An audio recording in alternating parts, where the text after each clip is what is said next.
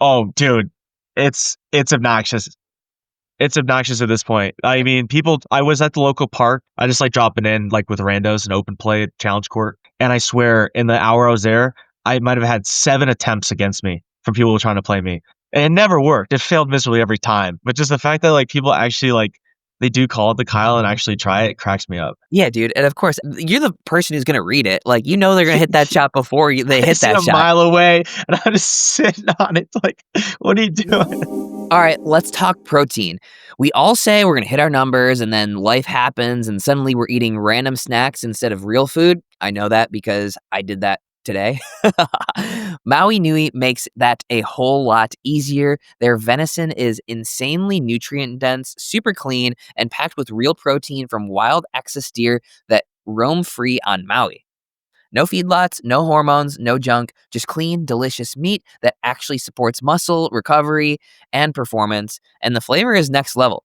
The stuff is aged for 14 days, so it's tender and rich, not gamey or heavy. Once you try it, it's hard to go back to regular beef. Go to mauinuivenison.com/thedink to grab the Ohana Reserve box, and they'll hook you up with a free 12-pack of jerky sticks with your first order. That's mauinuivenison.com/thedink.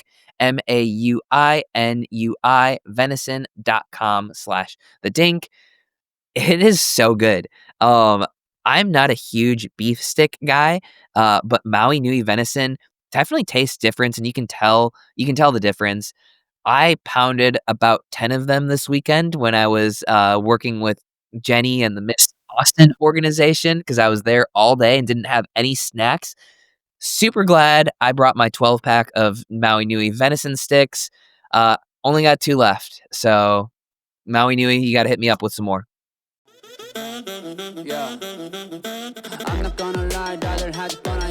All right, this week we are switching up the PicklePod a little bit. There was no tournament this past week. So, what are we going to talk about? Well, we have some interesting things to talk about. Tice came up with a brand new segment for the PicklePod, and it was a ton of fun. And we're going to need your help deciding who won this little competition between the two of us. One of the goats of the game, Kyle Yates, also stops by to tell us about the Pickleball World Cup that happened a couple of weeks ago. And it was an electric event and a great conversation catching up with one of the goats of the game and the inventor of the Kyle shot. Yeah, if you've seen that shot on the courts, that is named after Kyle Yates.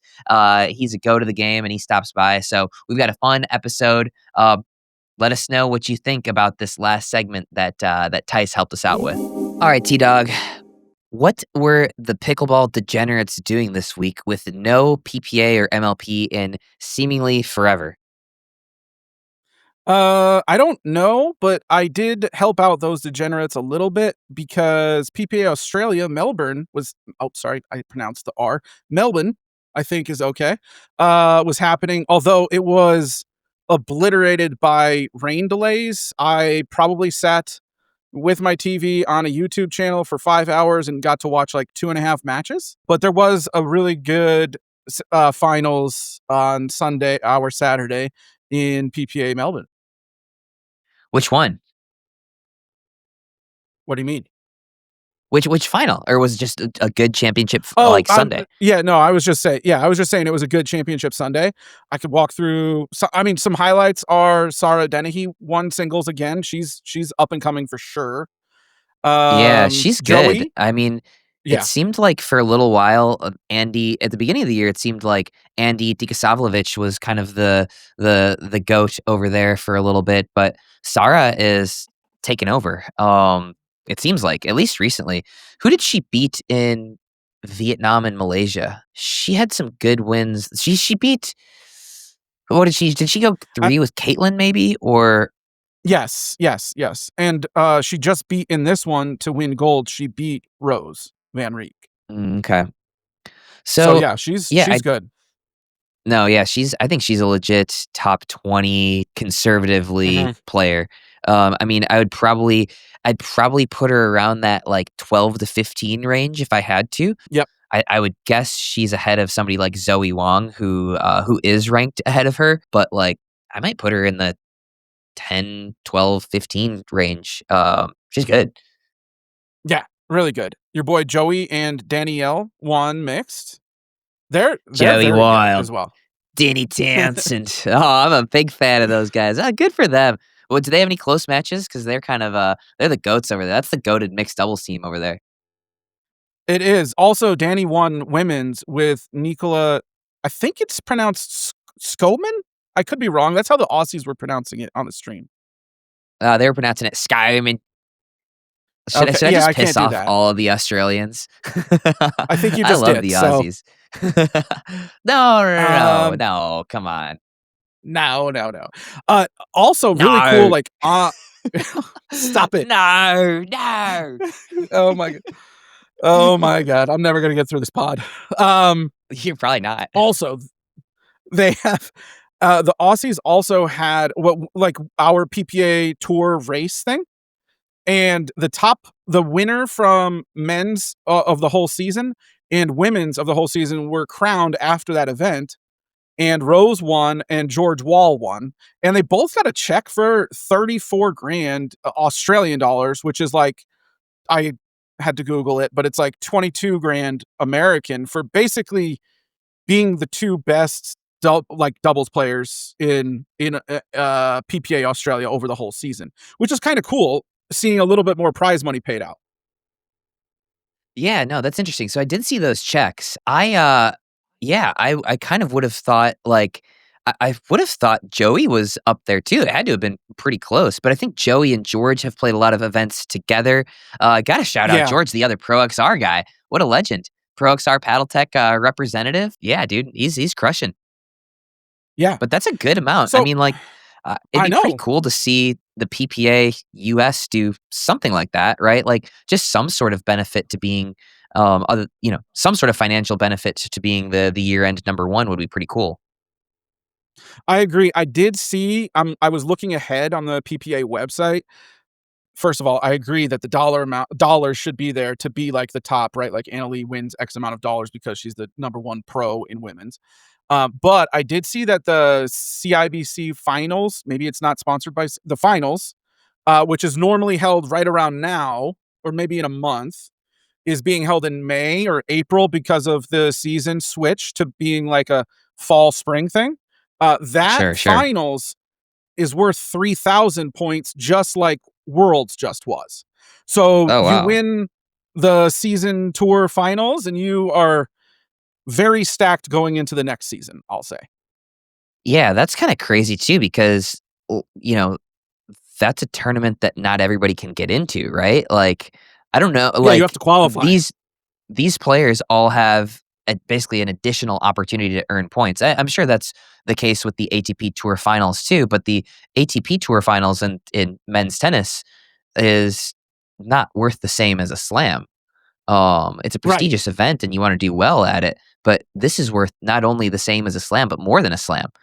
That Yeah. seems it feels like to me it should be like a 1,500 since it's all like basically gravy points, right? Yeah, I tend to agree with you just because, like you said, like maybe you could make a run from a deep seed, except there is no deep seed now because there's only 8 seeds. So if you don't qualify there, even if you're the 17th seed in a doubles thing, like, and you barely missed out on it, you get 0 points where these people are getting like 1,000 points to show up type of thing. So yeah, I agree with you. I do think some points are good, and I think more money would be better. Right. Well, I mean, I think especially like, we get points for making the first round of the tournament. Like if you just get additional points for making the first round or qualifying for this tournament, that feels a little weird to me. But hopefully there is like a year-end number one like prize, something like that. Yeah, I guess I'm just Yeah. thrown off by this being the first real year where we're having to switch from a calendar year end to a, fiscal year end, I guess we Yep. would call it in the business. Yeah. Right. And Season there was season mixed, end. yeah, there was mixed messages there too when because this has been in the works for a while, right? Extending Yeah. the season out basically to be so that MLP has its own, and then you start PPA, end PPA, and then start again. And the rumors that I heard right when it was kind of being talked about was all the players would lose basically the first 6 months of this year's tour points because it was going to like the race would be a year, but now it seems like they're keeping all of those. So it's really the race is going to be a year and a half, which I like because then you're still being awarded for the work you did earlier in 2025 for all the way through 2020 the 2026 summer. It's none of my business. Okay. Good talk. Speaking of your business, we do have PPA Lakeland coming up, which is an open. But I tell you what, Zane, it does not feel like an open. Like, I'm looking through the brackets and the draws, and I'm like, basically what you're telling me is Hayden Patrick is the only player not playing this that's like a top 5 to 10 player. Like, everybody else seems to be playing this. So I love the opens. Now, I know, what's the one in December, like by Christmas? Is that Daytona? Daytona. That one will be some scarce players, and like I like those personally because it gives like a little bit of a different feel, like different For sure. We had partnerships, Andre all and of CJ those. win that one last year. That was Right. pretty, like, we had Anna Lee and her mom win that one last year. Like, I think those are electric, to be honest. Those are some of my favorites. Agreed. Lee played with Dylan, like awesome stuff. And so this one doesn't feel like an open just because I mean, correct me if I'm wrong, but I feel like 5 of the last 7 have either been like a cup or a slam or worlds or like, it feels like so many big tournaments have just happened. Yeah, I feel like we haven't had a 1,000 in a while. To me, it feels like I don't know what the point of the 1500s. I don't know what the point of the cups are, right? Like, have opens and have slams and have challengers. The cups just occupy a weird middle ground that I feel like only take away from the like the importance of the slams. Have because they're the same progressive Yeah. draw format as the slams, right? Right. You have the opens and the cups be the semifinal Saturday, and then have the slams be progressive. To me, I feel like the cups occupy a weird middle ground that only like takes away from the importance of the slams. Yeah, and I guess the only thing is like you kind of have a legacy with some of the cups, like what is that? Cincinnati, Orange County Cup has basically always been Orange County Cup. So it's like, what do you do with those? But I get what you're saying. It is call them confusing. whatever you want. Just get rid of a cup. You've got opens and slams, like, or but like cups and opens are used interchangeably. They're the same thing, and then you've got a slam. Yeah. I don't know. That's my next top of the list priority as the UPA player committee president. Get rid of the cups. Did you just get your title correct, or did you mess that up? I actually don't know what the technical title is. I think I knew you didn't, so that's why I asked. Player committee. But do you know what my actual title is? No chance. But I knew that you and I basically had the same chance of knowing it. I don't think we actually know whether we're the pro player council or the pro player committee. I mean, like, it's just, so you're a PPC. It's just you don't know what the C is. Correct. Yeah, the C. The C is it's a C to be named later. I see. Okay. Let's get into the draws. Let's go through some of the Lakeland draws real quick, and then I have a fun game for you and I to play, kind of building our best pickleball player here. But let's get through the draws real quick. Men's singles. Do you want to play a game? Oh my goodness. He's not going to take anything seriously. I like you taking the lead on this. I just get to talk smack when you do, T. There you go. Fed is back to number 1 overall in singles. He's beating Hunter right now by 200 points. And it feels like forever since they've played. I have no idea the last time they played, but Fed could play Ben in the quarters. And Ben was like Fed's kryptonite during his crazy run in 2024. So that could be a super cool matchup to watch in the quarterfinals. Fed versus Ben, which is absolutely insane because Ben is now the 8 seed, which is crazy. Yeah. Honestly, like, Ben's got to make it that far. Like, he has I looked and he has a fairly easy draw, but yeah, he's not running into like a Alex Crum or somebody like that. But who knows? There are some of these, up and like a Rafa Leonard, right? A Michael Lloyd. There's some of these guys that have come out and shocked him in those rounds of 60. It's always been round of 32 or round of 16. Seems like. Yeah, interesting. I know that we technically don't end the year at the end of the year, but Yeah. I feel like year-end number 1 right now is a very interesting narrative, especially for the For men's singles sure. because it's so flip-flop, flip-flop. Yep. You know, the race for number 3 is extremely close too. You have Connor is just 200 points ahead of Christian, which, yeah, And Connor has Chris is now 6th, right? Chris is 6th within striking distance of Jaume, if he does well at both of these two tournaments. Like, he is about 1,300 points behind Jaume. So, I mean, if Chris is playing both of these, which I would guess that he is, because he signed on pretty late with UPA and is like trying to, to get back some points, all that stuff. I think there's a reasonable chance to believe that he might surpass Jaume this year.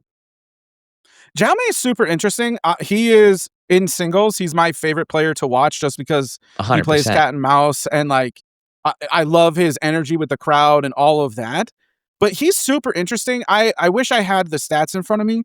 I would bet there's no chance he has more than 3 medals on tour in 2025 in singles.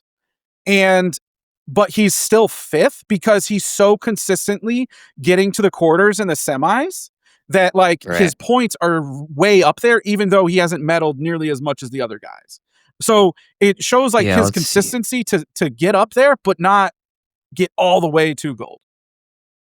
Yeah, let's take a look. So he has 12 singles medals on the PPA tour, and then I'm looking at Pickle Wave, which you turned me on to. Looking at Pickle Wave Great here, website. filtering for his men's singles. Yep. And as you scroll, it's very easy to see if he got a medal because it'll show a little medal at the top of it, top left corner of that event for him. Yeah, exactly. Oh no, I have to sign up for free right now. I probably Okay, should do that at well, some point, but for sure. I actually had to email and text the developer because I'm friends with him, and I was like, "Dude, I cannot get into Picklewave." He's like, "Hey, dummy, you already have an account, and you're just not signing in. You're trying to register, and you're already registered." And I was like, "That's on me." So, anyways, Tice. um, but yeah, so men's singles could be anybody. Women's singles, real quick. Annalie is playing, so Annalie is the odds-on favorite. 2 players though that I just want to point out real quick. Seone Mendez is that qualifier that you and I have both seen and are high on. Former, I think, Australian Oh, that's tennis who that player. is. Wait, I Yeah, didn't know who that is. Holy shit, she moves unbelievably. She might be the best yeah. mover I've ever seen in pickleball. I think you and I both saw her on an APP tour stop, and Yeah. then and now she is either signed. I can't tell if she's signed because she's like a 20 seat, so she may have signed with the PPA. Or a lot of times, what they do is they don't have enough for women's qualifiers, so they just allow unsigned women to play singles. Either way, she could very well play Annalie in the first round, but then Annalie has to play Salome in the second round. Salome is obviously the last person to beat Annalie, so could be interesting if Annalie is not super up to the task early on Wednesday. Could see an upset. I would say the odds are usually like 1% that she gets upset early in a singles round. Now it's maybe 3%, but still a little bit of action there. I mean, the odds are like 1% that she actually loses a match at this point, right? Okay. Like, I wonder what her Yeah. record is. Like, statistically, her odds of losing any given match is like 1%. So, first round Yeah. is, I guess, still the same odds, basically. But, Right. oh, Yeah. boy. 0.0 something. Yeah. Well, that'll be an And interesting then to watch. And AL's always on center court. So, we'll get to see Seone Mendez a little bit more. yeah, I'm excited for that one. Hoping that one is streamed for sure. This is semifinal Saturday. So, the tournament starts on Wednesday, right? Yeah, so let's go through that real quick. Wednesday is singles, Thursday is mixed doubles, Friday is gender doubles, all the way through quarters. And then all of the semifinals are on Saturday, and then you have championship Sunday. So it's like a hybrid between normal open and progressive draw in the cups and slams. Yeah. Yeah, it's basically the same thing, except you play an extra round or two early on. Yeah, exactly. Mixed, Anna Bright. Hayden is not playing in this one. Anna Bright, number 4 seed with Eric Onsens. I love this. partnership. Onsens is on the way up. I really like this for them. I think they can go far. Also, Zane, your dreams have come true. Rachel and Andre are back together for Lakeland. They are the number 6 seed. So I'm excited for a little bit of change up with the matchups. They would face the number 3 seed Alshon and Tyra in the quarters to make the semis if they both make it that I far. was just gonna say, I think that the power rankings are you've got Ben and Annalie, of course. You probably still have to put J-Dub and Georgia as number 2 in the power rankings just for sheer consistency. And then in that next conversation is Anna and whomever she's playing with, Christian and Tyra, and Andre and Rachel. And I might put Andre and Rachel at number 3 in the power rankings.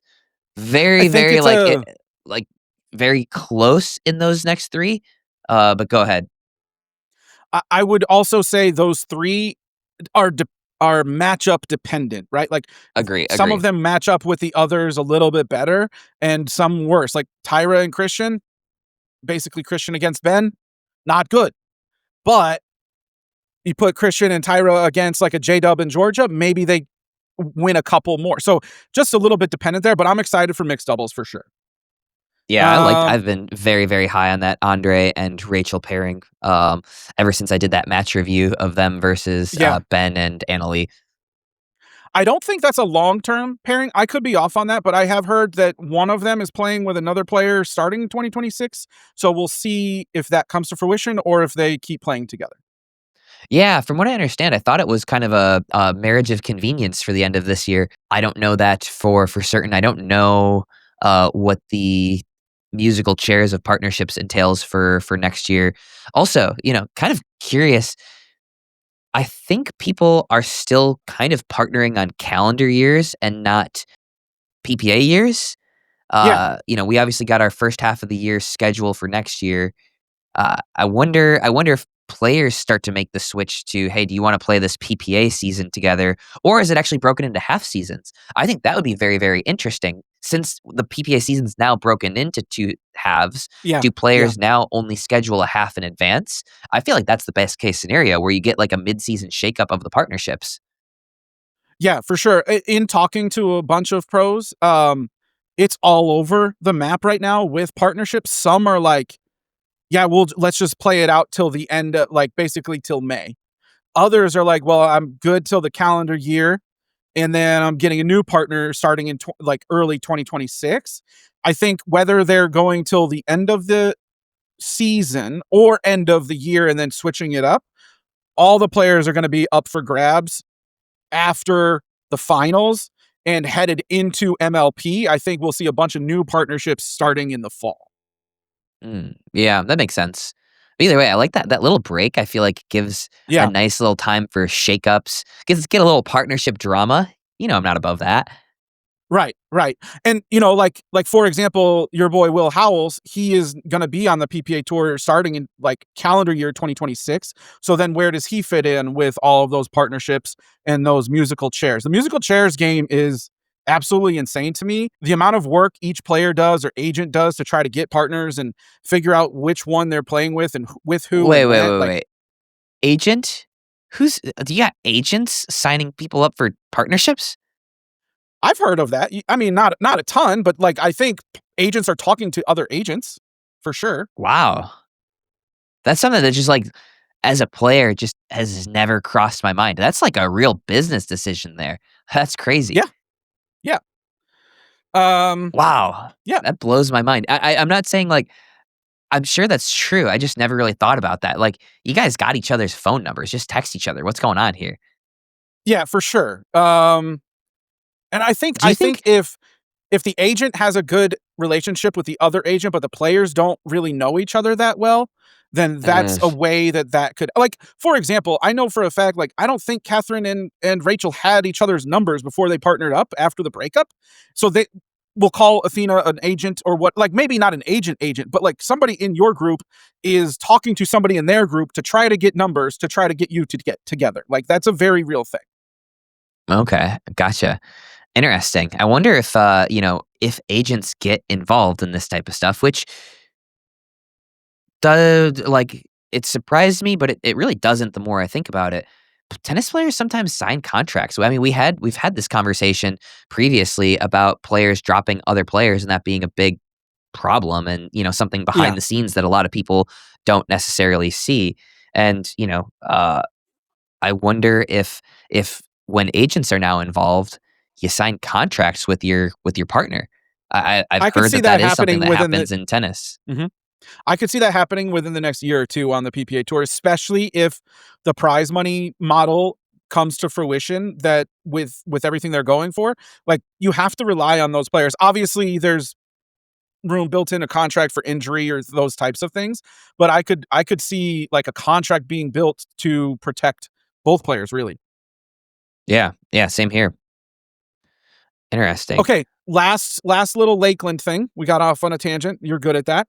Um, men's, because Hayden is not playing, Fed is playing with Tyson, so maybe this is like his last hurrah as a left side guy. But the other three top teams are there, and then women's, Paris is playing with Tyra. Jackie and Jade are back playing together, and Rachel and Georgia are playing together. So I'm excited for women's because you never know who's going to come out of one of those quarters to get to a semis.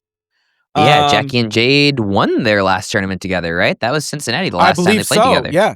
Yeah. Yeah. Jackie couldn't play Worlds, and they did not win. I think they did well, but didn't win in the one previous to that. So they could make a run easy. Yeah, I think back to your point, I'm somewhat surprised that so many players are playing this one, right? Because it's a 1,000 Yeah. and it's, kind of after Worlds. It feels weird, but then again, I realize, wait, this is Daytona. Everybody's driving to that event. Like, it's in your backyard. That'd be like, me driving to Dallas, right? I was Yeah. skipping it to begin with, just because, Right. I have my tournament requirement done. And but yeah, if it was in Dallas, I'd still go. Right. For sure. Yeah. There's a lot of players just driving there. Where is Lakeland? Do you know where Lakeland is? I don't even know. Is that on the Oh, East Coast or West Coast? I think Lakeland is like between Orlando and Daytona, I think. Oh, Hold okay. on. So yeah, Let me Google that's this. accessible for all the Florida players then. Oh no, Lakeland is halfway between Tampa and Orlando, not Orlando and Daytona. Okay, got it. Yeah, but either So yeah, way, from very like accessible from either coast. And so yeah, you're gonna have all these people are probably driving in. So why not go, right? You're either gonna be yeah, it's a playing in this tournament together, or you're gonna be drilling at home 2 hours away. Why not get the extra points and the extra reps? right. It's a 3-hour and 15-minute drive from Boca to Lakeland. Okay, perfect. That makes sense. That Oh, checks out. yeah. Okay. We're gonna do a new segment. This should be fun. One that both of us are kind of excited to see how it goes. Here's what we're doing. We're building the perfect guy pickleball player out of all of the pros' skills. And there's 11 skills or attributes we're using. The trick is we cannot use the same player twice. So I have my 11 players and Zane will have his 11 players. Now, Zane can use one player and I can use that player for the same thing or a different thing, but I can't use a player more than once and he can't either. So, with that being said, I think we'll just go down the list. If you're okay with that, Zane, we'll go in the order of the list. And the Yeah. first one is serve. Who do you got for whose serve are you going to use to build the perfect player? Okay, I'm going Deckel. I'm going Big D, Okay, 100%. Big D. I like that. He was on my list. I am going Onsins because I like his as well. But I don't hate the Deckel pick. Do you have all of yours Yeah. done yet, by the way? No. So here's the Good. thing. I see yours in there, and Yeah. I am going to try and, because I'm a competitive guy, I'm going to try and make a better player than you, even though you got first pick on all of these things. And I think I'm out to a Okay. hot start with Deckel. Okay, got I it. think What I did you when know I what? went through this, though, go ahead. We're going to have the people vote on whose player is better. Or we Yes. could have them vote on like which who's better at which skill. Like I'm taking Deckel over Eric on the serve 100% of the time. Got it. I'm very Okay. confident on And that one. got it. And so the thing that gets hard is like I went through and all of a sudden I was like, oh, I have to remove that guy from this one to put him elsewhere. So this could get tricky for you. But so far on the serve, Zane has Deckel, I have Onsins. On drives, I have Hunter Johnson because he's great from both wings. Who do you got? Oh, talking about great from both wings. I'm going Chris Hayworth easily. Love it. He's got Love a it. better backhand than Hunter. I would give Hunter the edge on forehand. I think Hunter has the best forehand in pickleball, but I think Chris has got a better backhand, and I think that the forehand is very, very close as well. Got it. Okay. So Zane has Chris Hayworth for drives, and I have Hunter Johnson. Next up, we have drops. Who is your best dropper, Zane? Mm. All right, this is gonna be Listen, you got to think about this one a little bit, but it's Matt Wright. Matt Wright has okay. absolutely I love it. money drops. Matt Wright has Yep. incredible drops. Can he get all the way to the kitchen after a great drop? Not always. Sometimes right? yes, sometimes no. But he's able to get to the kitchen every time, not being as athletic as Christian Alshon, right? So I think Yeah. just pure quality of drops, drops with the purpose of getting to the kitchen. I'm going with Matty Wright. I hate when you pick. I had Matt Wright in my top 3 as like a sneaky pick and almost picked him, but I'm going with Fed. I really like Fed's drops because he can mix it up with both a 2E and a one-handed slice, and his forehand drop is very good as well, and a little bit more aggressive, I would say, than Matt's for sure. Okay, next one. This is going to be a tough one for you because I don't know who you're going to pick. Well, we'll see. Next one is the transition zone and defense. Overall transition zone and defense. I'll give you a little bit more time to think about it because mine is Riley Newman. I was commentating a match at MLP Cup, and Riley made a ridiculous. They didn't win the point, but Riley made a ridiculous left-handed drop from like an overhead into the kitchen, and then somehow switched to a two-handed forehand, and that is just sticking out in my mind of like, you can't put the ball away against Riley. So I'm going Riley Newman in the transition zone and defense. I'm going Augie Guh, okay? Because Riley is... Here's the thing. Riley in skinny singles, I would agree with you. Riley in skinny singles, he is going to defend forever. However, he's always got a partner, and his partner's not as good at defending as he is. So, yes, he gets everything back. However, I don't think he's the best setup man from the transition zone. I think Augie gets everything, gets like 95% as many balls back as Riley does. However, I think his quality of reset is much, much better. So I'm going Augie Guh, and I feel good about that. Okay. I like it. Next skill is dinks. This is obviously open to interpretation. There's a lot that goes into like who is the best dinker on tour. Do you want to go or you want me to go with mine? You go with yours first. Okay. I am for sure saying Hayden Patriquin. He is the most offensive dinker, in my opinion. He moves people around very well, gets people caught off guard, moving their feet, and deciding whether or not to take a ball out of the air or let it bounce. I feel like, especially in men's, you need somebody like that, and Hayden is the guy for me. Oh, man. Yeah, I also feel like Hayden is the best. That would have been my pick. What other categories do we have, though? Because let's see. We got left. We have speed ups, backhand flick, counters, overheads, overall athleticism, and mental toughness. Oh man, there's an obvious choice here. It's just where do you want to take it from? I don't know if there is an obvious choice. I do feel like I agree with you that Hayden is the best dinker. Tyson's an incredible dinker in his like role from the right side. I might actually go with. Go ahead.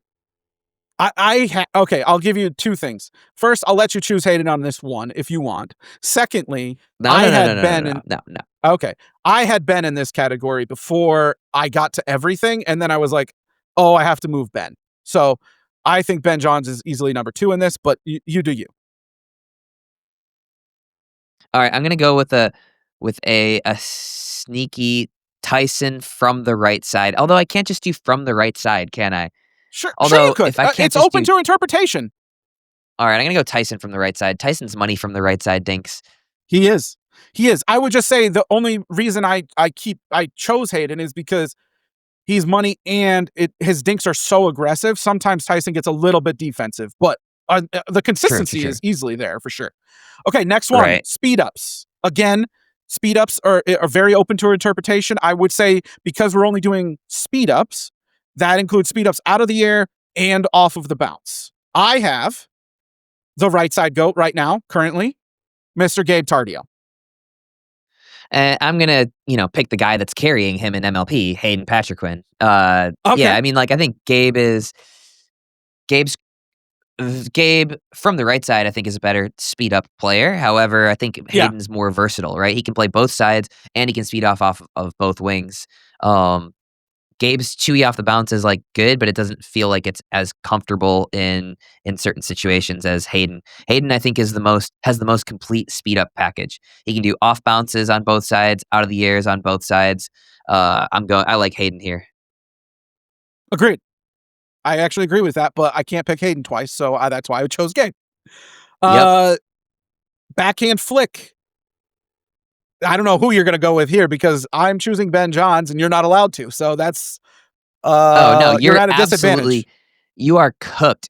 Yuta, Okay. don't know how to say his last name, Funamizo or something like that. Yuta is disgusting. Wait. It's a disgusting backhand flick. Are you talking about an actual backhand flick or are you talking about his pancake like backhand to forehand thing? Oh, if you're gonna get me on a technicality, he hits it from the left side of his body. Okay, that's fine. All right, whatever. I would consider a tomahawk a backhand, even though I hit it with a forehand grip. All right, Zane is getting a Yuta. little loosey goosey with the rules here, but that's completely fine. Counters. You chose the rules. It's not like I made these rules up. Counters. Wait, I have J.W. Johnson. Yeah, J-Dub's a good one for the counters. Let's see here. I don't think Ben's amazing on the counters. Andre is great with the counters. But I'm saving him for another category. Counters. CJ is tough to attack. Dylan's pretty tough to attack. Yeah. Can I put Matt Wright twice? No, I can't. No, he's too inconsistent. I was thinking James Ignatowicz. James Ignatowicz can make you look silly on a speed up, but no. Deckel. I already have Deckel. Ah, shit. You do? I do already have Deckel on the serve. I'm gonna go Andre. I am gonna go Andre. He does have he's got good counters, but I do feel like you've got me beat on this one here. You gave me an advantage. There are certain ones where I'm just going to win them. Okay, next one. Overhead. Any thoughts, or you want me to go first? I think you got to lead off. I feel like you got to lead off.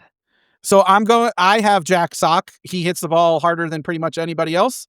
And I think his overhead is easily top 5. And some other guys may have a little bit of a better overhead, but I already used them. So I'm going Jack Sock. Who ahead of him has a better overhead? On scenes?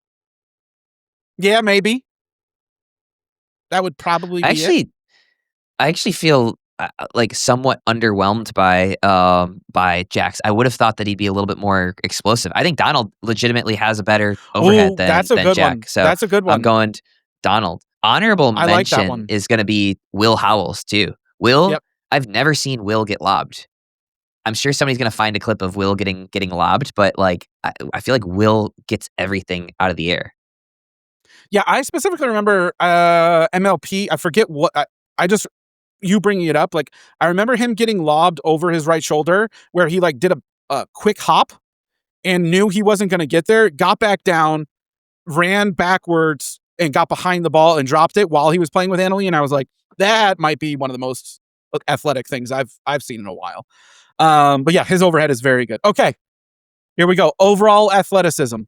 I'm going with Christian Alshon. I don't know how you go with anybody else, but I'm sure you have to go with somebody else. So Alshon for sure is my most athletic player. How do you describe overall athleticism? Like ability to play the most amount of sports? However you want to. I think it's however you want to define it, Zane. I think I'm gonna go Jaume. Okay. I Love think it. he's pretty strong. He's super quick. I'm going Jaume. Okay. I like it a lot. And like you could have went with like a Hayworth, right? Because he's a big dude that moves really well, but you already used him. So Mhm. yeah. Okay. Last attribute or skill is mental toughness. I have Andre Diascu for obvious reasons. He is a great teammate, perseveres, cheers on his teammates very well. Who you got? I know who you Dre got. is who do you think I have? Dre's a phenomenal pick. And I the mean, fact that you have go ahead. not used the GOAT yet in your thing, even though I'm not writing it down. So I assume you're using Ben Johns here. Oh no, I'm not going with Ben here. If it's a little dark, he's Okay. not gonna show up. I'm That's going with the true. Slim Reaper. I am going with the Slim Reaper, CJ Klinger. Oh CJ Klinger, man, love it, mental love toughness. it. How many times has this dude showed up in super, super important points? The guy is not phased by anything. Slim Reaper, final answer. I love it. Okay, that was fun. I like Maybe we'll this. put together like a graphic of both of our teams to put up on the pod, and then we'll have people vote on who made a better player. Yeah, I like it. That was fun. That was a good segment. Sweet. I liked you running it, Tice. Anything else you want Cool. to chat about today? No, don't think so. See you guys later. Thanks, T. Okay, so in a moment, we're going to be joined by Dr. Scott Shear. He's a doctor, obviously, but he's also the COO and part of the founding team of Troscriptions. It's a company that creates precision-dosed, physician-formulated nootropics. And this conversation is a bit different because it focuses on a specific product of theirs that, as Dr. Scott will say, makes you feel limitless. Now, normally when I hear a word like limitless getting tossed around, pretty much stop listening. But Troscriptions came to us after hearing from customers that blue Cannatine specifically helps pickleball players. It improves reaction time, focus, stamina, and overall energy. This is where it's interesting though, because it does this through a unique combination of low-dose nicotine, low-dose caffeine, CBD, and a compound called Methylene blue. And he goes on to give us examples of high-performing athletes that swear by blue Cannatine. So we thought it would be interesting to talk to a real doctor who could explain to us how. So hopefully you find this conversation interesting. If you want to give it a try, whether for pickleball work or life in general, we'll include everything you need to know in the description. Let's jump into the first thing that I'm curious about right now. Okay. So nicotine, a lot of stigma around it. How are you communicating the effects of nicotine in the sense that there's a departure from its previous reputation? It's now being used in everything from, well, it's a nootropic, so it'll help you be more productive, work better, think clearer. But now, in a case like this, we're talking about it being applicable to playing better pickleball. Nicotine's it's gotten a bad rap over the years, hasn't it? Right? I mean, it used to be what doctors recommended. You smoke cigarettes. If you were a doctor, you're like, my doctor smokes Camels, and that's why I smoke Camels too. So, but then we had this obviously big backlash, which is appropriate because smoking nicotine doesn't include just nicotine. It includes all the other things that are in tobacco-containing products, right? So other additives and other things. And nicotine itself is definitely addicting. Don't get me wrong. That's why I don't think you should ever be vaping it or smoking it. However, there is fantastic literature that nicotine at low doses increases memory, increases focus, increases recall, increases what's called executive function, your brain's capacity to keep more information in it at any one time.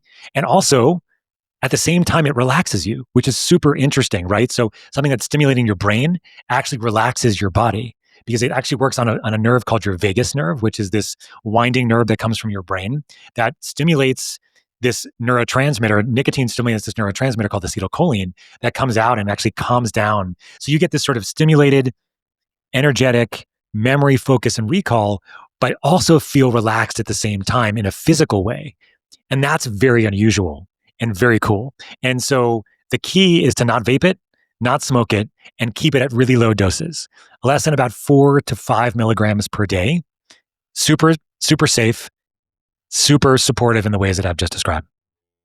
So do you have a lot of athletes using your products in general? Is that a pretty standard use case? So our blue Cannatine, which is this combination of nicotine with methylene blue, caffeine, and CBD, is so much more powerful than I realized when we first came out with the product, because it's really low doses of all 4 of those ingredients.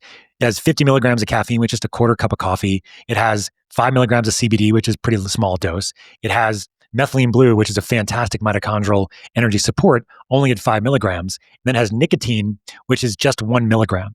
And the optimal dose for most people is a half of a dose, a half of what's called a buccal troche. These dissolvable lozenges that we make at the product at the company that help with really fast acting. We can talk about that. But the nicotine itself is super low dose, and a half of that is just a half of a milligram. Small doses of all these, and what people are finding is that they can focus for longer. They can keep their memory and recall up, so that actually their coordination is better. And this is actually what I learned from a pickleball player in New York City, actually. She's like, I was taking this and I could do tournaments and I wasn't getting tired and I wasn't losing my focus and I was keeping my coordination, which can be super hard, especially on tournament days when you have multiple matches all at the same time. And we were talking about this and I realized that it was really this combination that was doing it, this low dose nicotine, like a little bit of caffeine for the stimulation, but not a lot. Then this methylene blue, which is super cool too. And of course, a little bit of CBD. And the CBD in there just kind of helping not feel like you're overstimulated, right? You're getting that stimulation, but also getting this sort of calm baseline to you, which is super cool. Is this something you think that most players could use repeatedly during training and then in matches? Or is this, like, to your friend's point, something, maybe you use it just for tournament day or when you start to feel maybe the wane or the fatigue? Well, we have people using it both in training and during regular matches, along with long day tournaments. So it's not one of the things that, that people are going to probably use every single day. But when you have more intense matches, more intense training, it's definitely something to think about using. And the reason why I think it's okay to actually use it relatively regularly is because, again, low doses with everything here. So it's not like you're overclocking with nicotine or caffeine or any of the other products in there. You're using these low doses and really supporting the system at the same time. So we have people taking it 3-4 days a week sometimes and seeing significant benefit as a result. Right. Because I think, like, all right, everybody will, when they're feeling low ahead of playing, they might like rip an energy drink or something. And they're kind of overstimulated, right? They're like jumping around, they're doing too much. So it sounds like the dosage here is a little bit lower. So you avoid going to that extreme. Yeah, and people doing the energy drinks, which have like tons of caffeine in them, right? And the problem with that is that they also have a lot of sugar typically as well. So you get this major crash at the end of it where your body just kind of goes down and it's really difficult. You have to pound yourself with more caffeine and then you can't sleep in the night because you've been drinking too much caffeine. And if you're drinking too much caffeine, you can't actually recover from your workout as well because your body can't sleep and all these things. And the nice thing about like low dose, nicotine itself also is that it's very short acting. Like the half-life is about an hour to 2 hours. So your max effect is going to be a couple hours, really. And then you're not going to have all that, that sort of downside of kind of going back and forth these energy drinks back, over and over again. So it's nice because nicotine is one of the only things out there really that has this sort of stimulating effect on the brain, but also a calming effect on the body at the same time. As long as you don't, again, vape it or smoke it and keep the dose less than 4 milligrams a day. And we have really cool delivery mechanism. As I mentioned earlier, it's called a buccal troche. A buccal troche is a dissolvable lozenge. It's a small little square that goes between your upper cheek and gum. And what's nice about that is that it goes directly into your bloodstream from your cheek. So it works super fast. Usually within about 5 to 10 minutes, you'll start feeling an effect there where your brain will start coming back online. The focus will be going up on your memory, et cetera. And it's faster, and then the ingredients are more available, more potent going in the mouth instead of having to go through digestion, which will decrease the potency of most ingredients as well. And the cool thing about the troches too is that they're titratable. So you can start with a quarter of them. They're scored or cut in the middle. They're pre-cut, so you can take a quarter, a half, or full, and kind of find the right dose for you. And the lady that I know, Tabasum is her name, she tells me she takes about a half of a troche. It's perfect for her. She gets 3 to 5 hours of focus and flow, and the coordination is up. And that's a big thing, I think, as well for pickleball, right? It's like, as you get a little more tired, your coordination is going to go down a little bit, right? But if you can compensate for that by having better coordination as you continue to play, I think it could be fantastic as an additional way to continue to get yourself, more power, more focus, and a better game overall. Yeah. Okay. All right. So we've talked a little bit about the caffeine, the nicotine, and the CBD. Did you mention the methylene blue? I want to drill in on that, understand that a little bit better, and then its relation to how it could help somebody on the court. Methylene blue is a really cool compound. It's been around for like over 120 years, actually, but only over the last several decades, even really for the last year, people have probably heard about it, heard about RFK, for example, the human health secretary taking it on an airplane. And actually, the very similar mechanism at play as to why it can help with endurance and pickleball and then sports, because it can work just like oxygen in your cells, which means that when you're working hard, you stop working because your muscles stop working, right? And they get tired. They get built up of what's called lactate, right? Like it's called like that stuff in your muscles that kind of burns a little bit. That's your lactate, right? And what methylene blue can do is it actually can make the cells work for longer without actually reaching that kind of lactate threshold. And they've done really cool studies looking at this because what methylene blue can do is it can go into the cells in the part of your cell called your mitochondria and help you make more energy for longer from typical what's called aerobic respiration, from the body utilizing oxygen for longer. It can mop up, free radicals and work like an antioxidant. It can work directly as an energy enhancer as well, like by actually giving more power to the mitochondria directly. So what you'll find when you take it, not high doses, we're talking like 5 milligrams that's in blue Cannatine, or we have another product called Just Blue, which is pure methylene blue, and that's 16 milligrams. Just a little bit here, you'll find you can keep your heart rate up for longer without having to stop. And this is exactly what you're looking to do for long matches and for endurance types of things by playing long games and a lot of any kind of sport, but including pickleball. So the feedback that I often get is that they can play longer, play harder without having to stop. And that's, pretty cool when you have, a big game in front of you, right? Yeah. Okay. So mitochondrial function, I feel like we're going to be hearing about that. It's like one of these trending topics when it comes to optimization, if we want to put that label on it. One thing I recently have been taking is CoQ10, which I think lends to mitochondrial function. Wait, say it. CoQ10, yeah. Okay, all right. Yeah, that's how we say it. I don't know if I'm... Okay, got it. No. It sounds a little bit similar to methylene blue. Are there similarities? How would it differ? CoQ10 does a couple different things. CoQ10 is an antioxidant, so it helps support stress. And so if your body's under more stress, you need more antioxidants around to help neutralize that stress.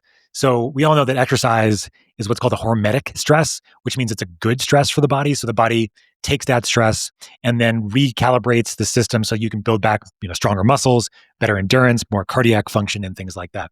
So CoQ10 is really important to help kind of mitigate the stress response, and so that you can actually heal.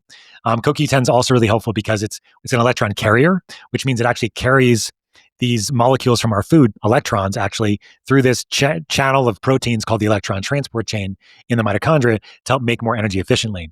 So it's actually really synergistic to use methylene blue with something like CoQ10, because CoQ10 is going to help with that flow of energy of electrons through the mitochondria, help them work better. But you got to be careful. You don't want to take too much CoQ10, because if you take too much of it, it actually can have the reverse effect and actually have electrons flow in the opposite direction and make things go worse. So it's always important to kind of make sure you're not taking too much of that particular compound.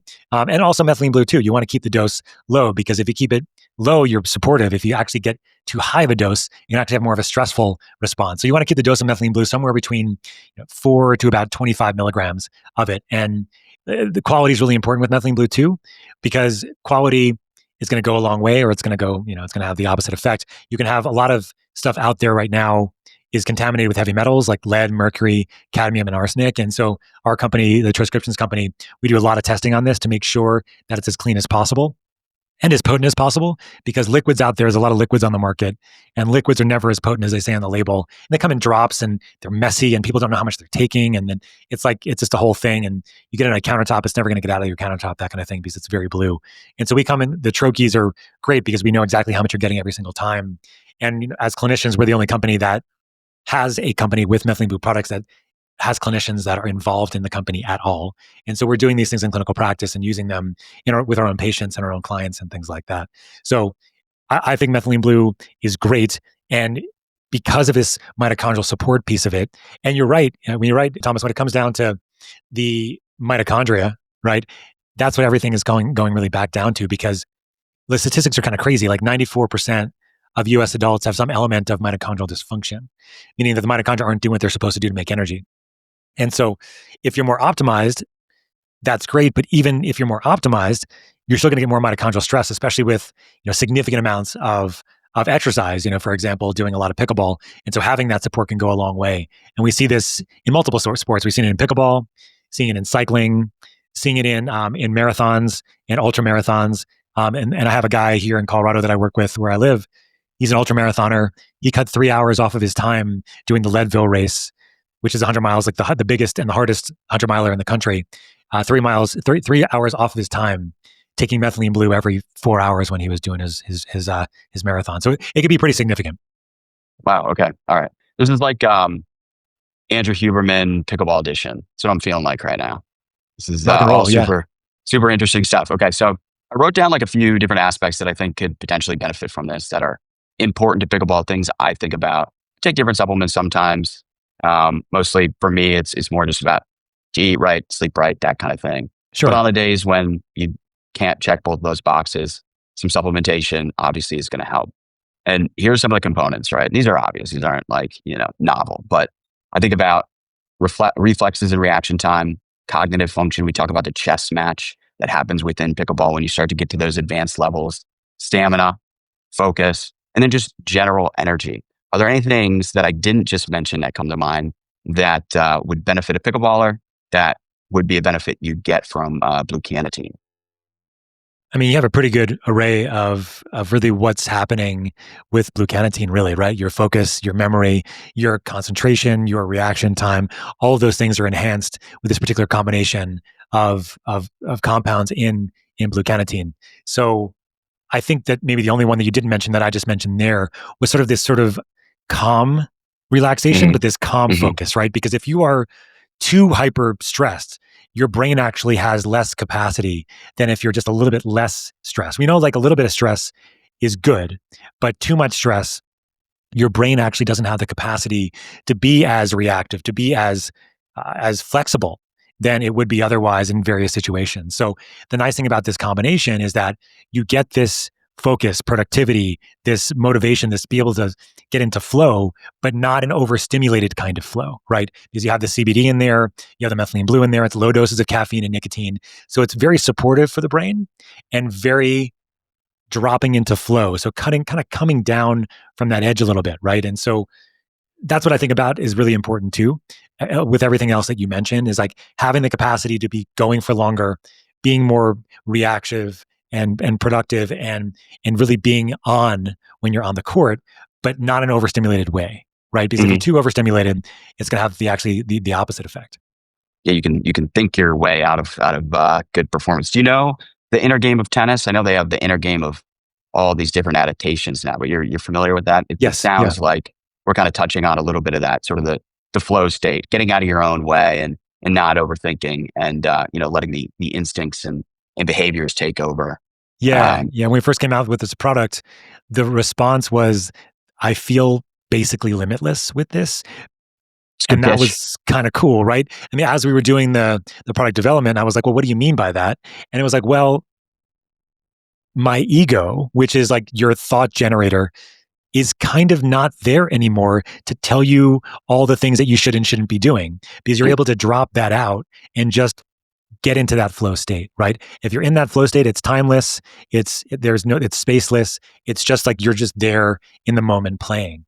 And we know from the books that you just mentioned and other kinds of philosophy, we know that most of the game is a mental game, right? Especially even if you're playing in a doubles match, I mean, most of the game is still mental. And the cool thing about that is like, if you can kind of coherently align with your partner, like it is magical, right? It's like you guys are playing and coordinating. And they've seen this with Navy SEALs. They've seen this with any kind of group activities.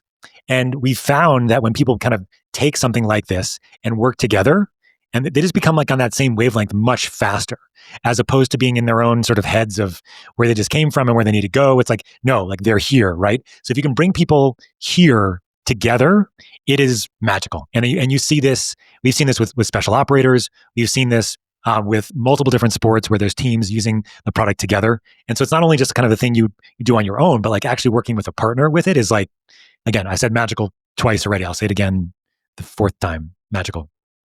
Limitless. Indeed. Cool. Okay. So you talked about your friend, you mentioned an endurance athlete. Do you ever have any other anecdotes from athletes, whether high performance or recreational, who have used blue Cannatine in a way that's benefited them? And maybe you have like one or two interesting stories that you could share. Yeah, we have a motocross guy that I love. So he does high performance racing on his bike through these crazy dirt tracks. And if you need to be able to focus and have coordination, this is the sport you need to have motivation, focus, and coordination, right? And so he says it's like night and day. He takes the blue Cannatine, and his capacity to focus for longer is like 30 to 40% better than it would have been otherwise. And so he's a big proponent of it. I have a cyclist that I know. He's going to be soon talking more about this, but for now, he doesn't tell anybody else he's taking the blue Cannatine or the Just Blue because he doesn't want them to know why his racing times are so much better. And because he's doing these things in race competitions, right? And so he's been like, I don't want to tell anybody. And so the cool thing about the troche is that it dissolves in the mouth super fast. You feel it within 5 or 15 minutes. But he's been swallowing them because he doesn't want anybody to know. The thing about methylene blue is that it's very, very blue. So if you dissolve it in the mouth, your mouth is going to be blue for a little while.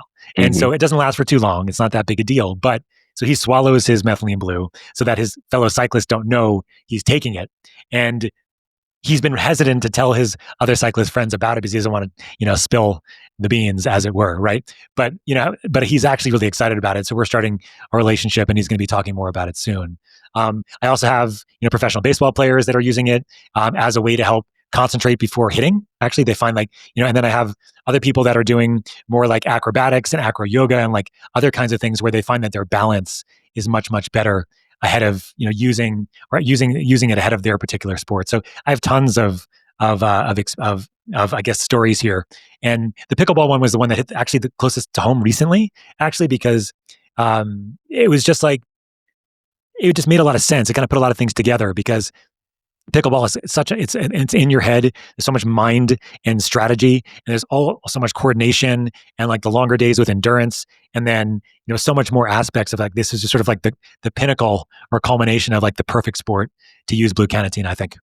Mm-hmm. Mm-hmm. Okay, so you're talking to a pickleball player, you meet them, you're sitting at the bar, they're like, man, I'm just I'm trying to figure out how to play better on the court. Like, what are, if you were to encapsulate the benefits and how it could help the average pickleball player and 2 to 3 main takeaways, what would you go with? I would go with this. I have this little blue troche. It's going to dissolve in your mouth, and within 5 to 10 minutes, your productivity, your focus, your reaction time, your mental game, your ability to get into the flow are going to be like nothing you've ever experienced before. Would you want to give it a try? It's pretty good. It's pretty good. I might be convinced. And this is one of those things where I'm not talking hyperbole, which it may sound like I am. And I totally understand that, right? Because I'm a physician. I'm a medical doctor. I see patients for a living. I do this all the time. But when I talk to patients, I'm always trying to make sure I give them like a realistic way of thinking about these things, right? But when I talk to athletes that are already on a pretty good top of their game, this is their experience almost every single time once they find the right dose. Is it a half a troche? Is it 3/4? Is it a full? It's going to be a little bit different for everybody, but once it starts ramping up, it's like snapping your fingers and your brain's like, oh, wow. Okay. And then you've reached the right dose. And then you're going to feel that way for the next 3 to 5 hours, which is great. And then there's no come down or crash at the end because the ingredients are developed in a way where it's supportive to the brain as well as stimulating the brain as well. So, and if he said bullshit to me, I don't believe you, I'm like, well, just try it and see, and find the right dose for you, and you will be able to see the difference yourself. And again, it's always the proof is in the experience, right? So you need to try it to see if it's going to work for you. But if you're not convinced yet, I totally understand that. You want to have the experience yourself. I would recommend using it as a buccal troche. That's going to be the fastest. But if you don't want to have a blue mouth, then just swallow it on an empty stomach. That's the other way to do it. And then if you can eat it something small about 15 to 20 minutes later, because that's going to help with absorption to go a little bit faster that way. And then you're going to start, you feel it. The ramp up won't be in 5 to 10 minutes. It might be more in 30 to 45 minutes if you swallow it, but you're still going to get the effect and still get the benefit. So athletic performance is a use case here. I'd be curious to hear, what was that original use case that you developed a product for? The thing that you saw as an issue or something that could be improved, and you combined all these ingredients, did all the tests, and you're trying to solve this problem or improve something. What was that original use case that brought this thing to life? We wanted to create something that would give you all that we've been describing without any come down or crash, every single time consistently without any potential for addiction or dependence over time, because the way we developed it was small doses of everything. We wanted it to be an alternative for things that people were going to that were not good for them, whether this be prescription stimulants, either prescribed or taken from their friends, which is common, or energy drinks, tons of caffeine, which we know could be detrimental to the body and to the brain over time. As clinicians, we wanted a supportive optimization strategy for the brain that for 3 to 5 hours, you could do anything that you wanted that required focus and productivity. And this is what we created, right? And so Dr. Ted, who's a colleague and one of the founders of the company as well, he was also on airplanes all the time, traveling and high-level meetings. He's a physician like me. He was very high-level clientele. He'd have to get off an airplane and be able to focus right when he got off the plane. So he wanted to develop something that he could take and then immediately be on. Even with lack of sleep, even with stress in his house or whatever, he could just take it and then for the next 3 to 5 hours, just be able to go, just be able to do and be at his best. And so that's really why it was developed.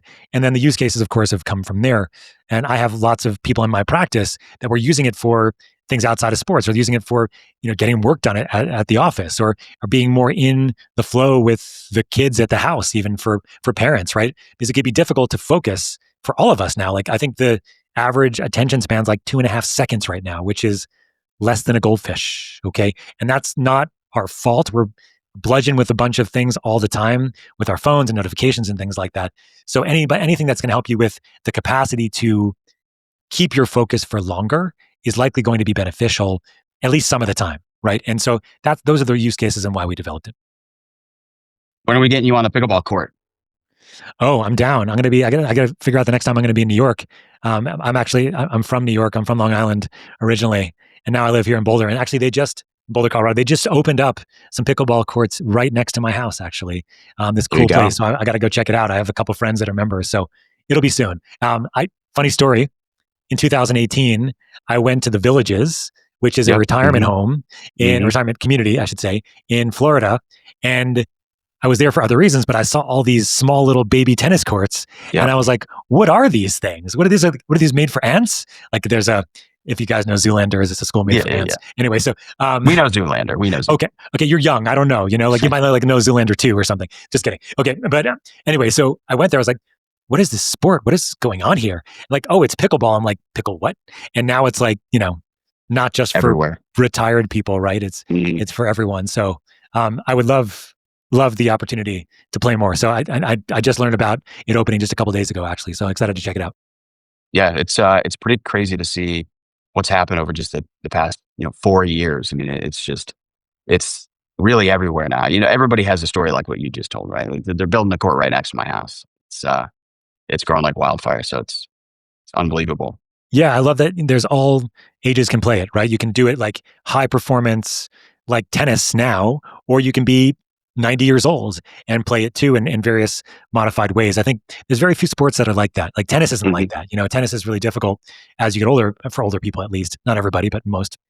So I think that's really cool that you have this sport where it just kind of spans all ages, which is not easy to do. I mean, certainly there's still injuries in pickleball, I know, but I think that there's a lot more versatility in the sport, which is super cool. Yeah. Well, let me ask you: are you you're seeing patients? Are you hearing more about pickleball injuries? Yes, for sure. Yeah, and it's not as common as other sports, still for sure, but it's still something that I see, especially in the higher level athletes that I know of, and I have colleagues that are in various locations that are treating pickleball athletes as well. It's like anything else. If you're doing something a lot, you're not recovering well, you're going to get injuries over time. And so I'm a big fan and I have a big emphasis on performance, obviously, and doing your best when you're on your court or whatever you're doing. But recovery is such a big deal. And that is something where I have a huge emphasis on my own clinical practice, my own personal practices, and also the people that I work with, because people love to train. I mean, especially people that love athletics, they love to train. They hate to calm down, right? And so, but teaching people that you actually do more muscle building and recovery when you're actually less active and more calm, and in that sort of what we call the parasympathetic mode, is a big deal. So we have a couple of products at Troscriptions that do that, actually. One called TroCalm that helps calm down the nervous system very, very quickly to get you down into that rest, recover, digest. It's called the parasympathetic nervous system. So a lot of my athletes were working on the performance side, but we're also working on the recovery side. Because if you can recover fast and sleep well, you're going to be able to play harder and faster the next day too. So don't forget about recovery. And I know that's been a big emphasis now. More recovery centers everywhere that are doing your cold plunges and your saunas and your IVs and all those kinds of things. But don't forget that sleep is really important here too, and not just go all the time too. That's always important to remember. Yeah. Okay. All right. Well, we'll have the link in the description, all the info in the episode details. But if somebody wants to give this a try, what do you recommend they do? Well, check it out. Go to Troscriptions.com. It's our website. You can go there, check out Blue Cannatine. That's probably your go-to for performance, as we described. And start off with a quarter or a half a troche. If you can dissolve in the mouth, that's going to be your fastest and most overtly adventurous experience, because you're actually going to get the experience and feel it. If you want to swallow it, you can do that. Just do it on an empty stomach. So check out Blue Cannatine. Also check out Just Blue, which is our pure methylene blue troche. That's the one that's going to give you more, not only the stimulation, but also like staying power, the endurance of it all, which is a little bit of a higher dose of methylene blue. And then if you're looking at ways to calm down after your workouts or after your training or after your games, TroCalm is great for that. Alcohol is terrible, guys. Alcohol is going to trash your sleep. Alcohol is not what you should be doing on the most. If you want to be at your best the next day, it's not going to be your friend. TroCalm can be great for that. We also have something called Troz for sleep. So if you travel a lot or if you have a hard time sleeping, Troz is great for that. It's working on that calming down nervous system. So yeah, check it out at Troscriptions.com. You can also check us out on Instagram at Troscriptions. If you're interested in what more about me, you can check me out at Dr. Scott Scherr, DrSeottSherr. So you can check it out there. So yeah, I would encourage you all to have a go and let me know how it goes. Cool. Super interesting stuff. First doctor on the pod. Thanks for coming on. My pleasure. Don't take anything I said as medical advice. All right. Kyle Yates, one of the goats of the game. Welcome to the PicklePod. Dude, you have so much USA stuff on right now. This is iconic. I'm still hyped up from the weekend, but thanks for having me. Yeah, it was a fun World Cup down in Florida. Yeah, dude, I feel like it got a little overshadowed by the PPA and MLP and everything going on, but I wanted to make sure that we could chat about it because I wanted to learn about it. I wanted to know what was going on. So before we even get into that, where do I buy that hat? I want it. Dude, at the fort, they had some sweet gear. I mean, nice little pullover shirts too. The jerseys were pretty sick. Honestly, all the jerseys from the tournament were sick from all the countries, but yeah, this hat's pretty nice. So you got to get yourself down to Florida. Out of the Fort Lauderdale. Yeah, dude, I've never actually been to that facility, and I think they like kind of officially opened somewhat recently, but they've been hosting tournaments for forever, right? Yeah, the place is incredible. It's like 50-something courts, huge stadium court, which I think was the first time that a tournament's actually used it, and it was packed full. It was exciting. Yeah. Okay. So let's talk about the Pickleball World Cup. It was in Fort Lauderdale a couple weeks ago. Who runs this event? Like, who's in charge? Where did this come from? Sure. So Ercilio and his sister Miranda Cabieses, they're Peruvian, but they play pickleball down in Florida. You actually know Ercilio. He's been a good friend of mine for a long time, and we used to Enormous practice. quads. Yeah, Absolutely enormous Quadzilla. quads. Yeah, he's a big kid. He's a big kid, but he's been talking about trying to do a big World Cup for years. But he ran it 2 years ago. He and his sister ran it 2 years ago in Lima, and they had 12 countries. And he asked me as a friend, he's like, Kyle, come down, help me run this tournament. It's going to be amazing. He had a huge, huge dream. And the first one was pretty small, but it was amazing. The vibes were incredible. It was just brand new, and no one really knew what was going on. And then last year they did it in Lima again, and they upped it to about like 30 countries. So it like tripled. And then this year he struck a deal to host at the Fort, which I thought was a fantastic decision. So instead of everyone flying down to Peru, all these countries came to Fort Lauderdale, Florida. And I think the Fort was super impressive, but the whole tournament itself was amazing. The vibes are unbelievable. It kind of showed like what the Olympics could potentially look like for pickleball. Yeah, interesting. I do remember seeing.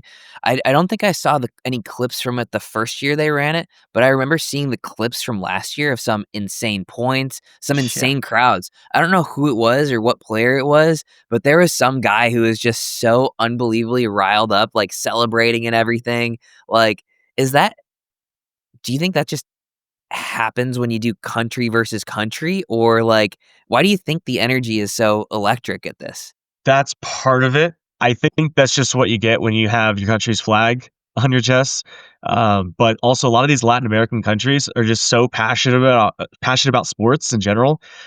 So it's just I'm not used to seeing that in pickleball. But you go to like an Olympic or World Cup soccer game, and the whole crowd is singing and chanting the whole time. That's what the vibe was like for some of these other countries. Venezuela, Argentina brought a marching band to our match on Stadium Court. They paraded. They had like 100-person parade coming down through the promenade in the fort, like making their way down to the stadium while our players are trying to practice. And you're just hearing drums in the background, getting louder and louder. I mean, it was unreal. So to be a player, like one of those kids getting to play in that atmosphere, like I was so jealous. Yeah. How were the crowds pretty solid too? Yeah, actually, in our Venezuela match, we had to stop the match twice because it was getting too crowded and it was a safety hazard because there was too many people cramming into this area to watch. So they actually had to stop the match twice to have fans disperse. They ended up actually moving a match to bring spectators out onto one of the courts to make more room for people to watch. That's how many people were there. It was nuts. All I right. mean, Hey, you that's a got to good see problem to have. Venezuela, right? Or I'm sorry, you got to see in Malaysia, with that full stadium. So it wasn't quite like that, but it's still just seeing a full stadium packed like a big PPA tournament. It was pretty neat. And these are amateur players. It was a 5-5 skill cap, and it was still the most important thing ever for these people. So it was awesome. Yeah. It was contagious. So I was really curious about that, right? Like I've got a buddy Guillermo who here in Austin who's from Guatemala, but he got like too good. He can't play because he's over a 5.5. Like why did you guys or why was it capped at a 5.5 level? Uh, I would say so. Obviously, I didn't direct it this year. Although the first year, the thought process from the directors was just to encourage more countries to participate. If you left it open, there'd be a lot of countries that wouldn't have any interest in participating because they wouldn't have a chance. Having the five Sure. five cap made it very, very competitive. I mean, this was the first time USA's won.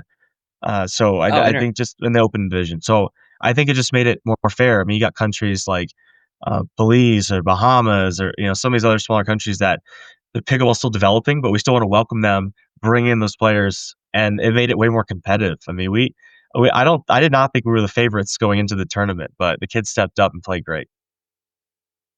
Oh, interesting. Okay. So you didn't think you were the favorites. Who did you like peg as the favorites ahead of time then? There were some really good teams. So going into it, I already knew players from some of the other countries. I knew Australia's whole roster. I knew some of the Hong Kong players. I knew some of the other players from other South American countries. And I thought we got a solid team across the board, but you have all these other countries where players are like a 5-4 duper. But in those countries, that really could mean they're a little Anything. higher. I mean, Right. you've played over in Asia. Some of those players who are like 5-5s. I mean, they play like they're sixes. I mean, that's no joke. And I saw a couple of teams that had players like that. Like, ooh, they're gonna be tough, and anything can happen. Especially the format with rally scoring. It could have been interesting. Luckily, none of our matches were too interesting. Yeah, okay. So who is a part of your squad? And then what's your Sure. involvement with Team USA? Sure. So I was the coach, and I did not select the team. I didn't have any coaches picks or anything. The fort ran qualifiers a couple months ago, and the winners of each division of the qualifiers were on the team, and the silver medalists of all the qualifiers were on the team. And then it was just my job to kind of coordinate the team and then pick the roster or the starting lineups essentially. And it was pretty easy to do so, to be honest. We had some talented players win the qualifiers, so for Team USA, we had 10 players, 5 guys, 5 girls. It was for the guys, we had Django Chisong, Jake Bauer, Dylan Lewis, Hunter Bassett, and Nate Wilkinson. And if you guys have not heard those names, you're probably going to hear some of them pretty soon. They're just really young. So Dylan Lewis turned 18 during the tournament, and Oh, he was a rock star. He played number one mixed doubles for us, complete stud, and he plays there at the fort. Django and Jake both played doubles together for University of Florida, and won a collegiate Duper national championship together. So I was pretty stoked to have them on the team. As a Gator myself, even more stoked to have them. And then our backup guys, Hunter and Nate, they were the bench, but brought so much energy the whole time. It was awesome having them, and they're both Florida as well. And then on the ladies' side, We had 5 girls. We had our starters were Nicole Kennard and Aaliyah Brown, who Okay. play PPA Challengers. Actually, they're number 1 and number Yeah. 3 right now on the PPA Challenger list.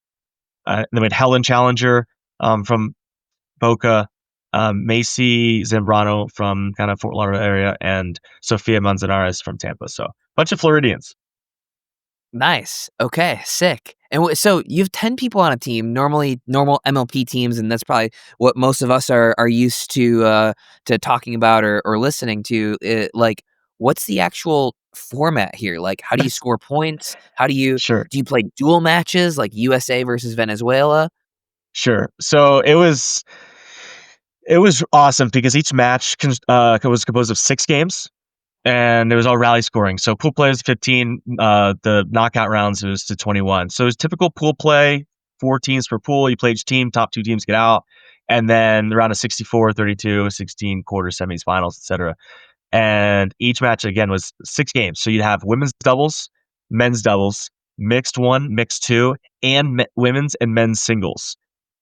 So you'd have to win 4-2. 3-3 would go to a final battle, which is akin to like a dream breaker, the single. So it made it pretty interesting. And we just had such a rock star lineup all the way across the board. So anytime a country maybe beat us in like one aspect, we made it up with the rest of the team. So, Yeah, but it wait. was fun. It made for long matches. Our Venezuela match was 3 hours long, over 3. Yeah, that's surprising. I would have thought that maybe you would play on like 2 courts or something, no? Or maybe for some of One game them, at a but time. No, 1 game at a time okay. here. All right. This final battle sounds incredible. You got to take me through what the final battle is. Sure. How do you play a final battle? It sounds awesome. Luckily, we didn't have to do any of them, but other countries, we got to watch some really, really good ones. So again, it's like a dream breaker. But you'd have your 4 singles players, 2 guys, 2 girls, in whatever lineup you want. You don't get to see the opposing team's lineups. You put them in separate, and each person plays 3 points at a time, and they rotate like an MLP dream breaker. So luckily, we didn't have any of those. Our closest match was 4-2, but it might have been fun to do 1 or 2. Oh yeah, we gotta get Team USA in a final battle, bro. No, it was too stressful. I already got gray hairs from the weekend. So do you think this is like sort of foreshadowing what international pickleball or Olympics is going to look like at some point? I think so.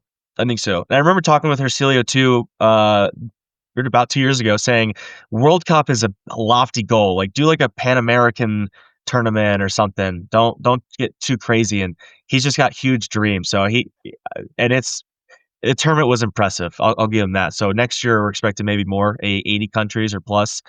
But yeah, I mean, it just shows like this is a real thing. And I think a lot of these countries are going to take this experience, go back to their country and work just way harder, be way more motivated to train and get pickleball growing more so they come back next year and compete better.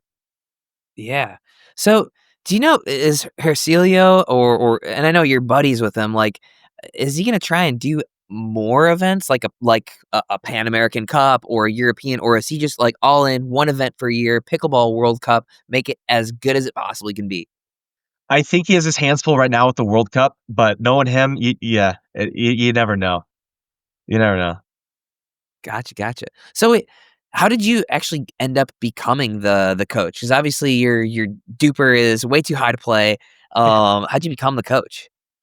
I Again, I kind of helped direct the first year. I wasn't able to go down last year, but I still helped from like a consulting standpoint. And so I kind of just pitched it to Ercilio. I said, "Hey, I just let you know I'd be interested in coaching since I can't play, and you don't need me anymore as a director, but I'd still like to be involved somehow." And I think he was waiting to hear back from a couple other potential coaches, maybe looking for more of a celebrity, like like an Andre Agassi or some type. But the time I mean, came that'd be where pretty sick. make a decision, and I'm just kind of right there, smiling on his face, like, "Hey, man, pick me." So we'll see. We'll see if they go more official route next year. But no, we won, so I'm gonna put my bid in to coach again next year if I can. Yeah, I mean, I feel like if they can't get Andre Agassi, you're right there. Like, I mean, Yeah, right. you'd have to be like, I mean, at least pickleball wise, and I guess that works well because you're from Fort Myers originally, right? Or was it Yeah, Naples? South Florida. Another thing too is I knew a lot of the other countries' representatives. I've had the opportunity to travel to other countries. I've taught in Europe a bunch of times, and I was affiliated with the first World Cup. So I did know a lot of the other like delegations and a lot of the other coaches and players. So I felt like I was a good fit for the job, and yeah, it was fun. It's different being a coach and not a player. You got a little experience of that with the fives, sit on the sideline. It's a different experience. To me, it was way more It's stressful. I'd rather play. 100%. Because, like, you're still there. You still care just as much, right? However, you don't have that opportunity to get the nervous energy out. So you're just sitting there, like, balled up. Like, because, when you play, win or lose, when you play, like, after you've exercised, you, like, release a little bit of that tension. You're just wound up the entire time as a coach. Yeah, apparently, and people mentioned it to me. I didn't realize I was pacing a lot as I'm watching, like walking up and down the aisles, like behind the players, like watching, and I racked up over 25,000 steps all 3 days. Oh my God. And Yeah, I'm not you were even definitely playing. pacing. I'm just watching. I got more steps than the players. I wasn't even playing. That's crazy. Um, Damn. Today's episode is sponsored by TrueLeaf. If you're looking to stay on your top of your game both on and off the court, they've got you covered with powerful plant-based wellness support. They've built a product lineup of safe, reliable cannabis products that fit right into your schedule, whether you're looking for something for balance, relief, or recovery without breaking a sweat. Their team of associates can help you find exactly what you need no matter your experience level. So head to trueleaf.com to learn more about their products and how to get your medical cannabis card. So, I think maybe some of the listeners who came into pickleball within the last year or so might not know who you are as much as they would have a couple years ago. So, for those of you guys who don't know, Kyle was one of the players at the top of the game when I was first starting, and I've been playing pickleball for a long time. You and the Badger were teaming up, winning everything. You partnered up with Ben Johns for quite a few years, won a ton of stuff. Switched over, played a little bit of APP, run a pickler franchise as well. But like, let's talk through what's Kyle Yates up to these days? Yeah, a lot of pickler stuff in Colorado. Opening some clubs and run a lot of events and stuff out here. I wasn't really wanting to compete as much anymore a few years ago, about almost 3 years ago now, and try to find some other things to do. And I felt like I was more useful in Colorado than Florida, which I felt like was already saturated with pros and instructors and leagues and things. So yeah, try to be useful and still find ways to to grow pickleball as best I can. But it's fun to be able to go do an event like this occasionally too. Yeah, I get that. And dude, you played your first tournaments in what? It was like 2011, something like that. Yeah, they had to lower the age requirement to let me play. It was 18 up, and they When lowered it to 16 for me. when was your first tournament? Naples, or no, it was in Fort Myers, Florida. Yeah, like 2011 or something. Yeah, Yeah. yeah. I remember I remember on YouTube watching some rec games from, I think it was from like, I don't know, some park, some player, some guy who was also at the top of the game at that point, of like Kyle Yates playing at this guy's park in like 2012. It was crazy what you could find, what I was able to find on YouTube. So yeah, dude, after playing 10 years competitively, I get wanting to sort of do something else, explore something else. Like, yeah, it's easy to Yeah. get kind of burnt out of that too. I like pickleball as much as the next guy, but yeah, it's just a lot of traveling too. So it kind of wears you out. Who knows? I might get the itch again. I mean, this happened before. I've kind of taken a break and came back before, so we'll see. But super busy Yeah, now and really happy, meeting a lot of people. So it's all going good. because you still play every once in a while. It seems like you play a tournament, like an APP or something, like when you feel like it, which is a Yeah. nice spot to be in, right? You do it because you want to.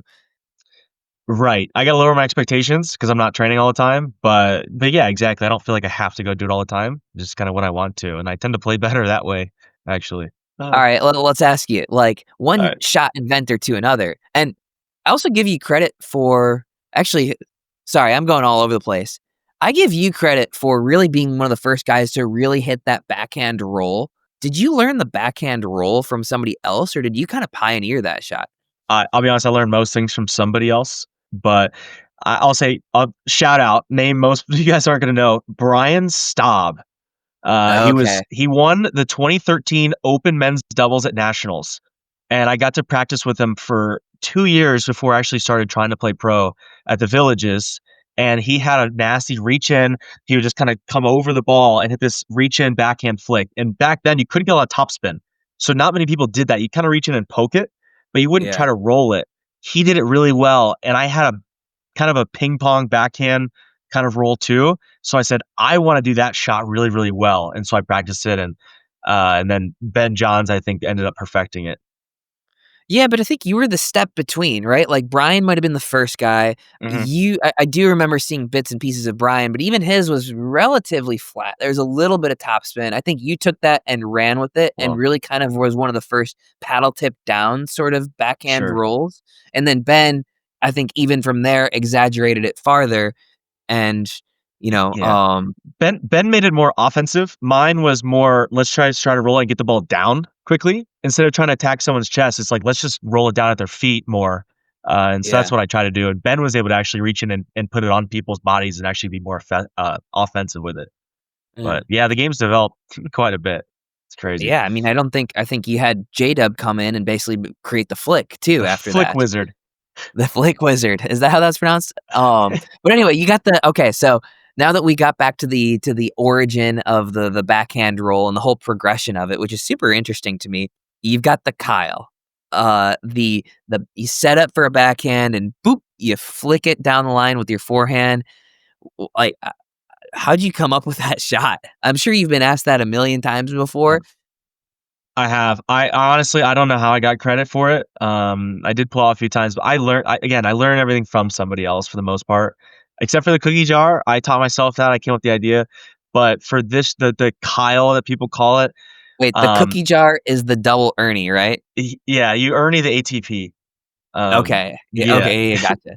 I had never seen anyone try it before, so it's that one I want to take credit for. But for the Kyle, I remember teaching a camp in Southern California, and I saw Steve Dawson doing it like in practice, like kind of like working Yeah. on it, and I asked him about it, and I think he had taken it maybe from DJ Young, and maybe learned it from someone, and then I remember Brian Ashworth used to do something similar, so I had seen people do a version of it, but I feel like I was one of the first people to do it effectively in an actual tournaments, like at high level Yeah. on video and have success with it. And honestly, the first few times I did it, it was flawless. It was the person would start going right and the ball would go past them down the left. Like no one had any idea what was happening.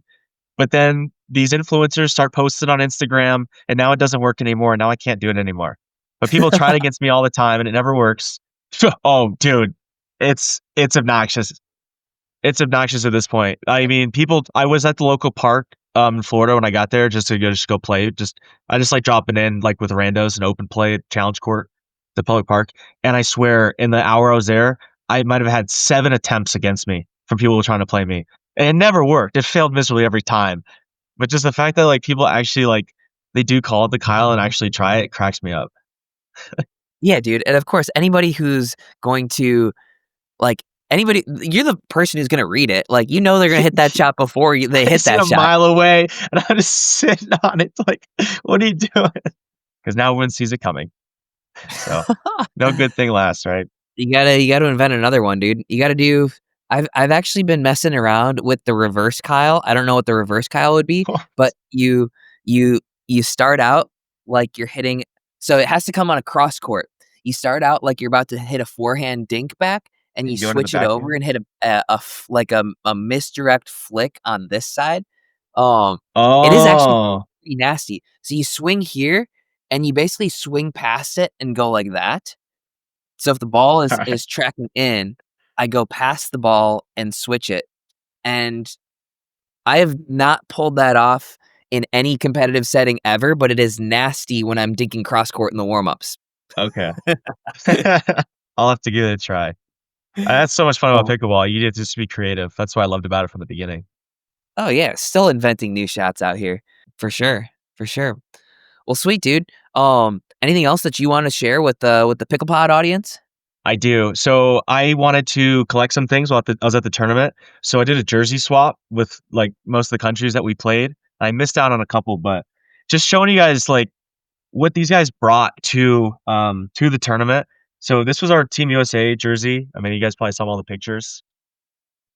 Like Just clean, Nice. classy, nice material. So we're like, okay, these are nice jerseys. And then I see what these other countries brought. And I'm like, oh man, I gotta get me a Venezuela. Oh, wow. He's like Look at that. sick, like soccer jersey type Yeah. jerseys. I got Hong Kong. Nice. Oh, sick. And obviously, like, it's not, for most people, it's probably not that big of a deal. I got like Argentina's. I got about 6 or 7 of them. But just Nice. showing it really is growing so much in these other countries. And then events like this are just going to just exponentially grow it.